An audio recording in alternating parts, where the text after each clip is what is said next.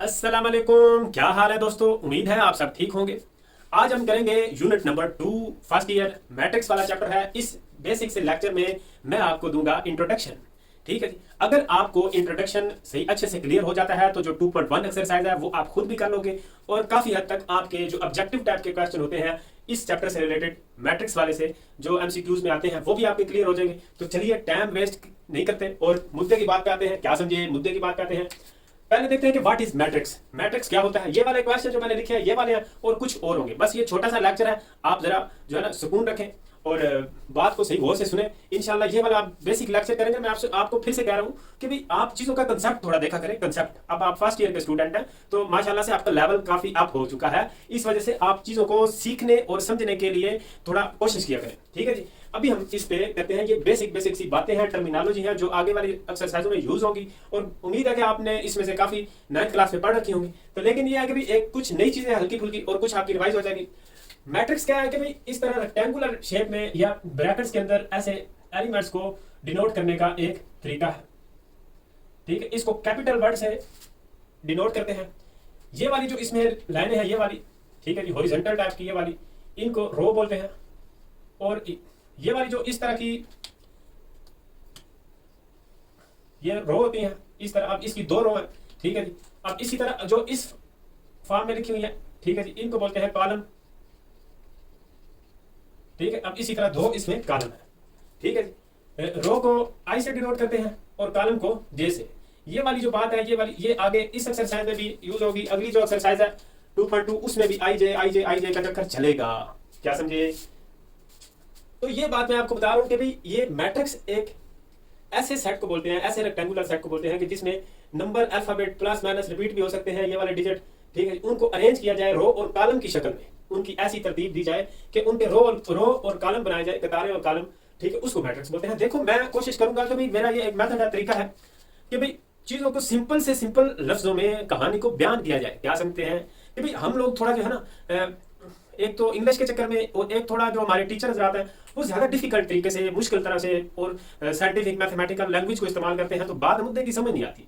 पहले आप बात मुद्दे की समझे, माइंड में बिठाएं, उसके बाद वर्डिंग आपको आ जाएगी। अगर आपने बीएस किया या एमएससी वगैरह की, एमएस किया तो तब ये टर्मिनोलॉजी आपको सही अच्छे से समझ आ जाती है। फिलहाल आप जो है ना कंसेप्ट बनाएं और अपनी इजी लैंग्वेज में चीजों को मेमोराइज करें, अपने माइंड में बिठाएं। मैं तो कहता हूँ लंबे डालें। क्या समझे। तो ये मैट्रिक्स का मैंने आपको बताया कि भाई ये जो है अरेंजमेंट है हॉरिजॉन्टल और वर्टिकल फॉर्म में, डिजिट्स की, नंबर्स की, अल्फाबेट की, कोई भी चीजें हो सकती हैं, कोई नाम हो सकते हैं, कोई वेरिएबल हो सकते हैं। ठीक है, रो इस तरह हॉरिजॉन्टल फॉर्म में जो लिखी होती है उनको रो बोलते हैं। अब इसकी 2 रो है और 2 ही कॉलम है। रो को आई से लिखते हैं और कॉलम को जे से लिखते हैं। चलो जी, ठीक है। उसके बाद order of matrix very important बात है और इंतहाई आसान बात है। इस एक्सरसाइज में, अगली एक्सरसाइज में ऑर्डर ऑफ मैट्रिक्स के रिलेटेड पूरे चैप्टर में बातचीत होती रहेगी। ठीक है जी। ऑर्डर ऑफ मैट्रिक्स क्या है। Number of row, number of row multiply by number of column. ठीक है जी। ये बात आपने, जैसे आप इसकी कितनी रो है 2 और फिर कॉलम कितने हैं वो भी 2 है, कॉलम कितने हैं वो भी 2 है। तो इसका ऑर्डर क्या है। ऑर्डर, इसको साइज ऑफ मैट्रिक्स भी बोलते हैं। इससे हमें ये पता चल जाता है कि किसी भी मैट्रिक्स के बीच में कितनी रो है और कितने कॉलम हैं। हाँ जी। तो ये ऑर्डर ऑफ मैट्रिक्स है। नंबर ऑफ रो हमेशा आपने पहले लिखनी है। ये बात आपने याद रखना है कि नंबर ऑफ रो ही पहले नंबर पे होंगी फर्स्ट, और ये जो नंबर ऑफ रो, ठीक है जी, ये पहले नंबर पे होंगी नंबर ऑफ रो। उसके बाद क्या करेंगे नंबर ऑफ कॉलम। ठीक है जी, number of column second number पे लिखा करेंगे। ठीक है जी। ऐसे नहीं कि भाई आप कॉलम पहले लिख दो रो बाद में, तो इस तरह प्रोग्राम जो है वो सारा का सारा, हाँ समझ गए हो, ऐसे नहीं करना। अच्छा, उसके बाद आ जाते हैं टाइप्स ऑफ मैट्रिक्स में। ठीक है, ये वाली बातें अब आगे डिस्कस होंगी, ये आप थोड़ा सा अपने माइंड में बिठा लें। टाइप्स ऑफ मैट्रिक्स जो है, टाइप्स ऑफ मैट्रिक्स में रो मैट्रिक्स है। रो मैट्रिक्स ऐसे मैट्रिक्स को बोलते हैं कि जिसमें सिर्फ एक ही रो हो, ऐसे 2 3 1 4 ये जो है। अब इसमें सिर्फ एक ही रो है। ठीक है जी, उसको क्या बोलते हैं रो मैट्रिक्स। रोना दिया भाई, रो मैट्रिक्स। कॉलम मैट्रिक्स है, ऐसे मैट्रिक्स को बोलते हैं जिसमें सिर्फ एक ही कॉलम हो। ठीक है जी। उसके बाद स्क्वायर मैट्रिक्स उसको बोलते हैं जिसमें नंबर ऑफ रो और नंबर ऑफ कॉलम बराबर हो। ठीक है जी। स्क्वायर मैट्रिक्स किसको बोलते हैं जिसमें नंबर ऑफ रो और नंबर ऑफ कॉलम इक्वल होते हैं, उसको हम बोलते हैं स्क्वायर मैट्रिक्स। 2 3 4 4 1 ऐसे ये वाला जो है ये क्या है स्क्वायर मैट्रिक्स। इसका ऑर्डर क्या है 2/2, 2 रो है और 2 ही कॉलम है। इसी तरह 3 रो और 3 कॉलम में भी स्क्वायर मैट्रिक्स हो सकता है, 4 रो और 4 कॉलम में भी स्क्वायर मैट्रिक्स हो सकता है। रेक्टेंगुलर मैट्रिक्स, ठीक है, ये वाला क्या है कि इसमें ये जो है आई इज इक्वल टू जे होता है भाई, ये वाली बात। यानी कि रो जो है ना वो कॉलम के क्या होती है, इक्वल होती है। इसमें अगर देखें तो नंबर ऑफ रो और नंबर ऑफ कॉलम, ये एग्जांपल देके मैं आपको बता रहा हूं। रेक्टेंगुलर मैट्रिक्स में ऐसा है कि नंबर ऑफ रो और नंबर ऑफ कॉलम जो है वो बराबर नहीं होते। ठीक है जी, क्या समझे? रेक्टेंगुलर मैट्रिक्स और स्क्वायर मैट्रिक्स जो है ना दोनों एक दूसरे की उल्टी फिल्म चलाते हैं। इसमें रो और कॉलम इक्वल होते हैं और इसमें रो और कॉलम इक्वल नहीं होते। अब इसमें आप ये देखो कि दो रो हैं, हॉरिजॉन्टल लाइनों को रो बोलते हैं और वर्टिकल लाइनों को कॉलम बोलते हैं। दो रो हैं और तीन कॉलम है। ठीक है जी, तो ये कौन सा हुआ? रेक्टेंगुलर। अच्छा, उसके बाद आ जाते हैं डायगोनल मैट्रिक्स। डायगोनल मैट्रिक्स वो होता है कि जिसके डायगोनल में कोई नॉन जीरो एंट्री हो। इधर इसको डायगोनल बोलते हैं, मेन डायगोनल, और इसको सेकेंडरी डायगोनल बोलते हैं। ठीक है जी, सेकेंडरी डायगोनल। तो चलो मैं एक ऐसे लिखता हूं 2 1 4। ठीक है, अब ऊपर क्या है कि मेन डायगोनल के ऊपर नीचे क्या होगा? 0 होगा। इसको बोलते हैं डायगोनल मैट्रिक्स। ठीक है जी, इधर ये जो है ना इसको डायगोनल बोलते हैं। ठीक है जी, तो इसको मेन डायगोनल हम कहते हैं। ये जो है इसको क्या बोलते हैं? Main diagonal, main diagonal. और उसके बाद ये वाला जो ऐसे लिखे हुए हैं ये डॉटेड में ब्लैक से, इसको क्या बोलते हैं? Secondary diagonal. इसको कहते हैं सेकेंडरी डायगोनल। ठीक है जी, डायगोनल मैट्रिक्स आप देख रहे हो कि भाई डायगोनल में कोई नॉन जीरो एंट्री होनी चाहिए। ठीक है, ऊपर नीचे जीरो होना चाहिए, उसको बोलते हैं डायगोनल मैट्रिक्स। अब स्केलर मैट्रिक्स क्या है कि डायगोनल जो मेन डायगोनल है, मेन डायगोनल में कोई सेम नंबर हो। ठीक है, जैसा कि ये 2 by 2 का मैं लूं तो ये वाला क्या है? Scalar matrix. 3 by 3 का लूं ऐसे के 0 0 के 0 0 0 और के। ठीक है जी, ये 3 by 3 का एक स्केलर मैट्रिक्स है। ये सेम होने चाहिए, ये मेन डायगोनल पे एलिमेंट जो है, ये जो नंबर है ये सेम होने चाहिए, एक जैसे होने चाहिए। अपर ट्रायंगुलर मैट्रिक्स जो है उसमें क्या है कि मेन डायगोनल के नीचे 0 होना चाहिए। मेन डायगोनल के नीचे 0 होना चाहिए। ऊपर बेशक कोई भी एंट्री आ जाए, जैसे मैं आपको ऐसे बोलूंगा भाई ये 1 2 3 4 5 6। अब इसका ये वाला मेन डायगोनल है, मेन डायगोनल। ठीक है, उसके नीचे क्या होना चाहिए? नीचे वाले नंबर क्या होना चाहिए? 0। उसको क्या बोलते हैं? Upper triangular matrix. इधर अपर है तो अपर में नंबर है, नीचे में कुछ नहीं है। और लोअर ट्रायंगुलर मैट्रिक्स में क्या है कि नीचे नंबर होंगे, ऊपर 0 0 होगा। मेन डायगोनल के नीचे नंबर होंगे 1 4 3 और 0 0 0 2 1 1। ठीक है जी, क्या समझे?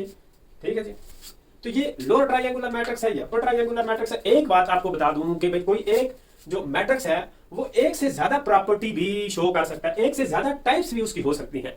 यानी कि जैसे मैं आपको बोलूं कि भाई ये वाला एक स्क्वायर मैट्रिक्स है, जी है, ये एक डायगोनल मैट्रिक्स है, जी है, और क्या है, मतलब इस तरह करके कोई एक मैट्रिक्स जो है वो एक से ज्यादा टाइप का भी हो सकता है। तो जो 2.1 एक्सरसाइज है उसमें यही बातें पूछनी है कि भाई इसका ऑर्डर बताओ। ठीक है जी, और इसकी बताओ कि रो मैट्रिक्स क्या होता है, कॉलम मैट्रिक्स इसमें बताओ, स्क्वायर मैट्रिक्स क्या है, रेक्टेंगुलर मैट्रिक्स क्या है, ये वाली सारी चीजें जो है इन्हीं के बेस पे 2.1 एक्सरसाइज है। एक और बातें रह गई थोड़ी सी। ठीक है जी, सिमेट्रिक, स्क्यू सिमेट्रिक और इक्वल मैट्रिक्स कौन से होते हैं और मल्टीप्लिकेशन कैसे होती है, ये थोड़ा सा एक कंसेप्ट है, वो करते हैं। ये आप देख लें, नोट कर लें, उसके बाद जो है ना आगे करते हैं।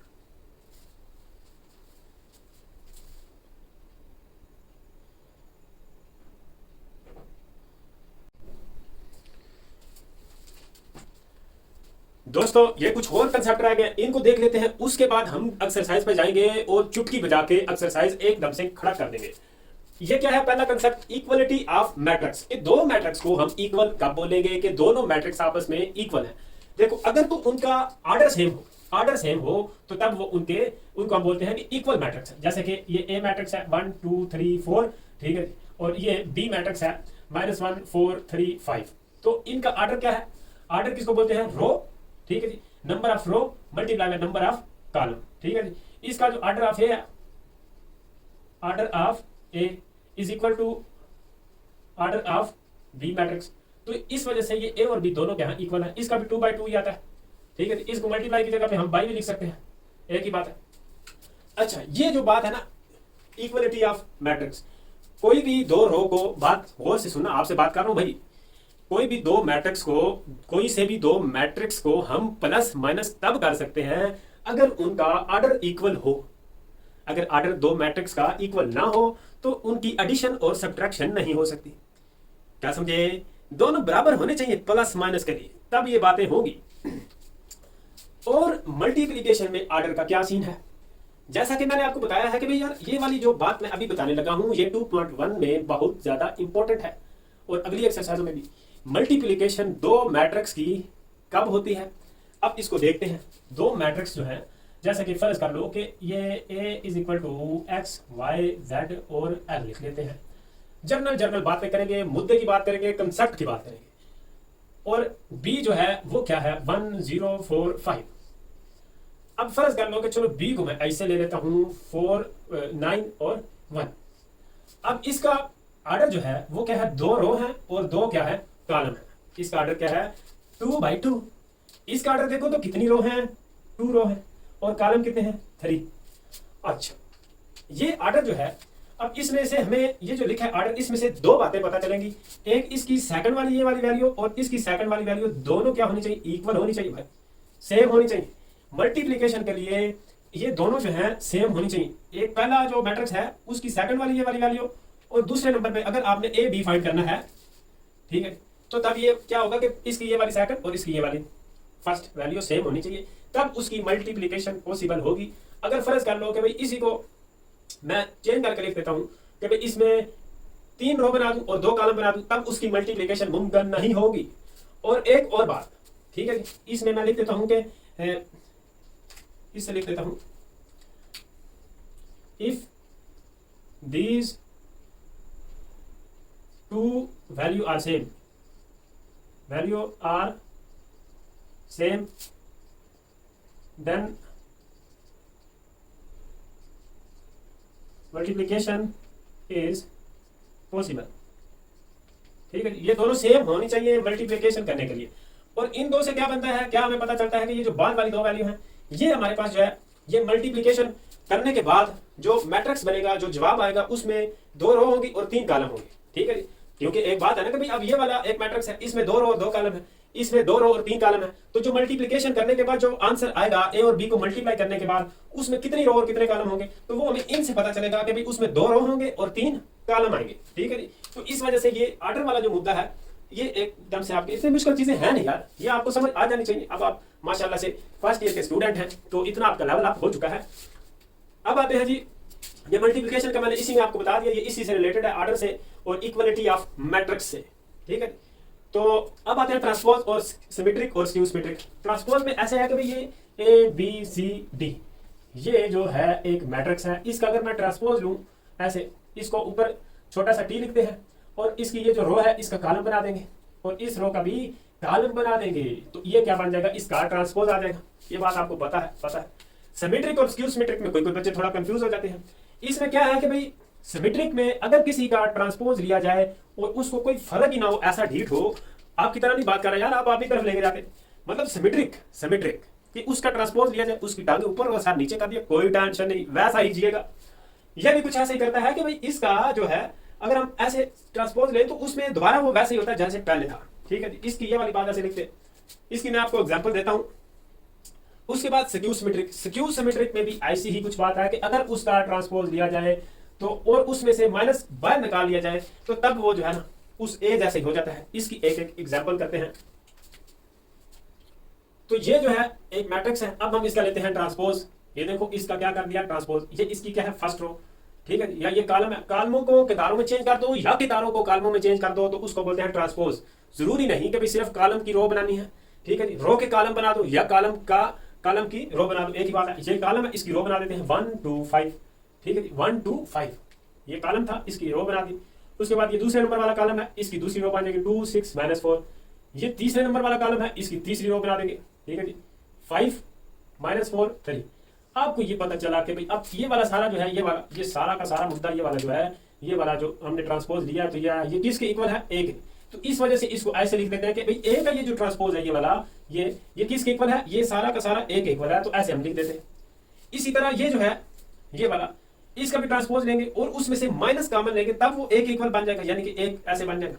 अभी देखते हैं, ये देखो इसमें से मैं ऐसे करता हूं कि माइनस, पहले तो इसका ट्रांसपोज लेते हैं, ट्रांसपोज लेंगे, ये फर्स्ट रो है, इसका कॉलम बना देते हैं। ठीक है, इसका क्या कर देते हैं, कॉलम बना देते हैं। फर्स्ट रो है, इसका कॉलम बना देते हैं 0 2 -6। ठीक है जी, ये क्या बन जाएगा, इसका कॉलम। ये पहली रो है, इसका ये क्या बना दिया मैंने, कॉलम। ठीक है। उसके बाद ये दूसरी रो है, इसका दूसरा कॉलम बना देंगे, -2 0 और 5। ये तीसरी रो है, इसका तीसरा कॉलम बना देते हैं 6 -5 और 0। अब क्या है कि भाई इस सारे में से माइनस कॉमन ले लेते हैं। माइनस कॉमन लेंगे ना तो ये प्लस की हो जाएगी, ये माइनस की हो जाएगी, ये माइनस की हो जाएगी, ये प्लस की, यानी कि जिनके साथ माइनस का साइन है वो प्लस की हो जाएगी, जिनके साथ प्लस का साइन है वो माइनस की हो जाएगी। ये बात तो आपको पता है भाई। 0 हम ऐसे लिख लेते हैं, ऐसे लिख लेते हैं, ऐसे माइनस कॉमन लेके, तो 0 2 -6, 0 2 और -6, ठीक है, 0 2 और -6, इसके साथ माइनस था बाहर लिख रहे हैं। इधर क्या देंगे, -2 5, -2 0 और 5, -2 0 और 5। उसके बाद क्या है 6 -5 0, 6 -5 और 0। अब आप एक बार मुझे ये बताओ कि क्या ये वाला जो है, ये वाला, ये इस ए के इक्वल है? जी है, बिल्कुल है। तो फिर हम ऐसे लिख सकते हैं, इसकी इस सारे की जगह पे हम क्या लिख सकते हैं, इस सारे की जगह पे ए लिख सकते हैं। ए इज इक्वल टू -a का ट्रांसपोज, तो इसको बोलते हैं स्क्यू सिमेट्रिक। समझ आई बात कुछ? जी आई, वेरी गुड। देख ले, नोट कर ले। अच्छा, अब आप ये देख रहे हैं कि भाई ये एक्सरसाइज नंबर 2.1 जो है, इसमें पहले नंबर पे find the order of the matrix, row और कॉलम। सब में number of row multiply by number of column आप खुद कर सकते हैं। उसके बाद दूसरा जो है identify the following matrix as the square rectangular matrix, row matrix और कॉलम मैट्रिक्स। स्क्वायर मैट्रिक्स वो होता है कि जिसमें रो और कॉलम की तादाद इक्वल होती है। रेक्टेंगुलर मैट्रिक्स वो होता है जिसमें नंबर ऑफ रो और नंबर ऑफ कॉलम इक्वल ना आए, जैसा कि इसका ए पार्ट है, मतलब पहला part A is equal to जो लिखा हुआ है। रो मैट्रिक्स जिसमें एक ही रो हो और कॉलम मैट्रिक्स जिसका एक ही कॉलम हो, जैसे कि सी एक कॉलम मैट्रिक्स है और ई जो है एक रो मैट्रिक्स है। तो स्क्वायर मैट्रिक्स की बात हुई है, तो स्क्वायर जिसमें बी वी स्क्वायर मैट्रिक्स है, डी वी स्क्वायर मैट्रिक्स है, एफ बी स्क्वायर मैट्रिक्स है, उसमें एक ही रो है और एक ही कॉलम है। तीसरे नंबर पे बात करें तो तीसरे नंबर पे आप ये देखें कि भाई डायगोनल मैट्रिक्स। डायगोनल मैट्रिक्स वो होते हैं कि जिसके मेन डायगोनल पे नॉन जीरो एंट्री होती है और ऊपर नीचे जीरो हो। स्केलर मैट्रिक्स वो होता है कि जिसके मेन डायगोनल में सेम एंट्री हो, जैसा कि बी वाले पार्ट में है, B matrix is equal to जो लिखा हुआ है। आइडेंटिटी मैट्रिक्स वो होता है कि जिसके मेन डायगोनल पे 1 1 हो, जैसे डी मैट्रिक्स है, ठीक है जी, डी एक आइडेंटिटी मैट्रिक्स है। लोअर ट्रायंगुलर जिसके मेन डायगोनल के ऊपर 0 0 हो, ठीक है जी, मेन डायगोनल के ऊपर 0 0 हो, तो ये ई भी हम कह सकते हैं। और इसमें लोअर ट्रायंगुलर वाला कोई ऐसा नहीं है। अपर ट्रायंगुलर वाला जो है एफ है, ठीक है जी, उसके नीचे 0 0 हो, मेन डायगोनल के ऊपर ना जीरो एंट्री हो। एच जो है वो भी एक स्केलर मैट्रिक्स है। उसके बाद एफ में ट्रांसपोज करना है, find out identify which of the following are symmetric and skew symmetric. Transpose लेके अगर वो दोबारा ए जैसा बन जाए, जैसा कि अभी आप बोर्ड पे देख रहे हैं, ठीक है, तो ये ट्रांसपोज वाला और स्क्यू सिमेट्रिक और सिमेट्रिक वाला कंसेप्ट है यार। ये उम्मीद है कि आप लोग कर लोगे, इतना कोई प्रॉब्लम नहीं है।